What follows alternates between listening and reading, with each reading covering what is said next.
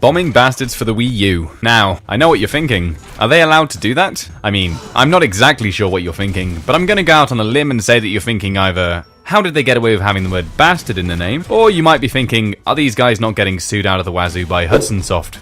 You know, the guys who brought you that Bomberman game? You know, that game where you drop bombs on a grid and the destructible blocks drop items. Some were ones with pictures of bombs, which let you drop more bombs at once. Some had pictures of fire, which made your bomb blast go a space further. And some had a big blue glove, which allowed you to pick up the bombs and throw them. Yeah, well, I don't know. I ain't got time for knowing facts about things. All I know is that this game it made me feel feelings. You'd think being a Bomberman clone, given how Bomberman is really for most a multiplayer deal, that I'd care mostly about the multiplayer. Well, I'm going to get this part of the review out of the way. I did initially care about the multiplayer, and I did play the multiplayer. There was 4 of us and it was fine. There are enough items and the gameplay is fluid. But it did suffer from one large problem, which was that it felt so much like a goddamn Bomberman clone. I have fond memories of Bomberman World and Atomic Bomberman, and it kinda sucked playing Bomberman but with much less cool looking characters and with some of the best items inexplicably missing. I'm talking about items like line bombs and boxing glove. Given how much is exactly the same here, I feel like they could have gone for more mechanics and items rather than just not copying all of the ones from Bomberman. They even had a blatant copy of the diseased item, but that was tepid in comparison. One of the most exciting things to ever happen in a Bomberman game for me was the diarrhea disease. There was even a variant in Atomic Bomberman where you had multiple diseases including super speed, diarrhea and short fuse, and it was just the most hectic brilliant thing ever. The multiplayer is just okay. For the price tag of the game, if you have a few friends that enjoy Bomberman, you'll be unlikely to feel like you've wasted your money. But don't expect the thrills you should rightfully expect from an actual Bomberman game. Okay, so I forgot to mention that this game was developed by Sanic Games. And when I say developed, I mean spawned. And when I say spawned, what I'm trying to convey is the feeling that this game wasn't the result of years of development, but was rather the outcome of a satanic ritual that likely involved the premature death of some goats and chickens and maybe a bat or two. The single player mode starts off simple enough. You walk around and drop bombs to kill critters because a bold scientist guy made you to do just that.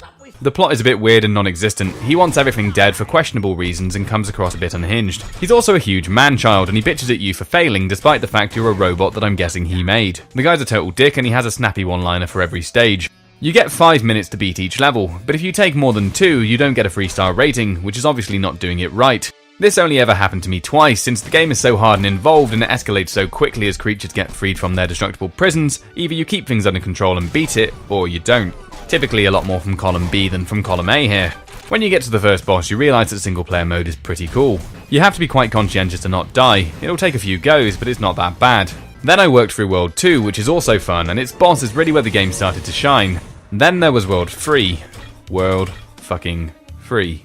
Which had the most annoying environmental gimmick where your bombs will get blown by wind. It's really horrible, and it's kind of tolerable because it's satisfying to beat a stage. These stages get hard. Every time it either steps it up with less time between environmental effects or by adding in different creatures with different attacks and AI. Then I got to the third boss, and oh my god I died so fucking much. Halfway through the fight, you're forced to dodge a shitload of hurricanes, which until you know how they work seems impossible. Then you find out that it's not impossible, but there's still an element of RNG, so you can't relax, and if you pick wrong you better have the reflexes of a pigeon. This game is unlikely to be completed by the majority of people who buy it, because nowadays these darn kids don't want a challenge, or at least that's what everyone says all the time, always. With this game I felt like I was back on Crash Bandicoot 1 on PS1, or Cool Spot on the Saturn.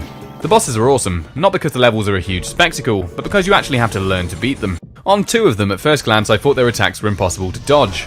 They weren't. And when you come to the realization of how to beat a boss's seemingly impossible barrage of attacks, you'll smack yourself on the head, say "doi," and proceed to die repeatedly because knowing is only half the battle. Or maybe a third. I even shouted once when I beat one of the bosses, and it sounded awkward, but by god I shouted. It was so satisfying. You get to bypass a boss after failing it once or twice, but I didn't do that because the bosses are challenging in a much more fun way than the stages. Going back, these stages are much easier than they were, which tells me that the issue is the learning curve of the game is so damn steep. By the end of it, you should feel pretty pleased with yourself. Whilst you're getting repeatedly walked into, self-disintegrating, and getting shot by purple fucking lightning from across the level, you'll find yourself reading a lot of pro tips, which really help to sum up the overall tone of the single player as fun interlaced with things to make you mad, seemingly intentionally. The pro tips spur you on by saying things like, "Mozart didn't master the piano in a day," which actually just made me feel sad that I was spending so long redoing these levels, as in the end I'd have nothing. No symphony in G, no nifty haircut, just a knowledge that I didn't shirk on actually beating the game before I reviewed it. I'm sexy and I know it. I have to recommend the game to masochists like myself. It's worth the money, and you get a tacked-on multiplayer that also just about functions as worthwhile, considering it's probably half the price you'll pay for an official Bomberman game which will come with no single player. The game does have some issues though, namely, 1. It's so easy to kill yourself. I attribute this to the size of the player model. When you're wedged between two bomb blasts, it's just too easy to get caught if you're going by what things actually look like on the screen. A huge number of my runs ended due to accidentally grazing myself, because you just don't feel like you slot into a crevice in the same way you do in the Bomberman games. 2. It can also feel more like a game of random chance than a game of skill on some of the harder non-boss levels. The position of enemies and the destructible blocks and their contents are randomized every time, with the most powerful item in the game being hands down the remote bomb power-up, which seems to appear once per level. Sometimes it's miles away, and sometimes it can be the first item you get. Also, if you get certain enemies on you at the start, then it can be a huge bitch, and in one of the later levels there were spawns where you'd have to be a fucking god to anticipate how quickly an enemy could walk through a nearby portal and kill you. You waste a very small amount of time when this happens, but it adds up, and I could see it annoying people. The game took me probably 7 hours to beat. There were 25 levels and 5 bosses, which at 2 minutes each totals an hour. So when you factor in how many times I died and how short the majority of my runs were, you'll understand that beating this game was an act of attrition. I'm by no means to Bomberman what the Rain Man was to counting things, but I'm also not to Bomberman what Forrest Gump was to talking fancy. It's like Bomberman meets Dark Souls. Don't expect to be satisfied or congratulated for 100%ing the game either. It says good job buddy when you beat the final boss, but it doesn't congratulate you for getting 3 stars on everything, which I did slightly later. Okay, so that's all of the most important stuff. The graphics are okay, the bosses look good, and the animations are fine. The music is moderned up classical, which was sometimes lukewarm and at other times really fucking badass. The developers have said that the music wasn't lazy and cheap, as they could have commissioned new music, but the classical music was a good fit. It was alright. I still would have preferred an original score, which almost definitely would have cost them more. Given the price tag, it ticks all the boxes. The art direction is decent, but I don't really care for the player model. Then again, it was probably one of the few bits they could point to and say, see, it's different. Also, the menus and sounds are kind of ugly, but they had the whole robot motif and at least it's consistent and logical. It's not a bad effort, and I personally just feel happy that I have a Bomberman game for the Wii U. But now that I've beaten the single player, I'm not sure whether or not I'll ever play it again given the number of good party games available. To summarise, it's a well-priced game that's good for reasons you probably didn't expect. Don't buy it expecting it to be casual, colourful fun. Do buy it because it's a hidden gem of pain and misery that's seriously satisfying to beat. So that's all.